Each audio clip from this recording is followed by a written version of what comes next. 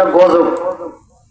আল্লাহ রাব্বুল আলামিন আমাদেরকে কোরআনুল কারীম দিলেন, মর্যাদা বাড়াই দিলেন, সম্মান বাড়াই দিলেন কোরআনের কারণে।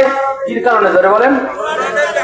কোরআনের কারণে মর্যাদা বাড়াই দিলেন। এমন একটা ব্যক্তিকে আল্লাহ বাছাই করে নিলেন কোরআন নাজিল করার জন্য, যার উপরে কোরআনটা নাজিল হলো জীবনে একটিবার কোনদিন মিথ্যা কথা বলেন নাই,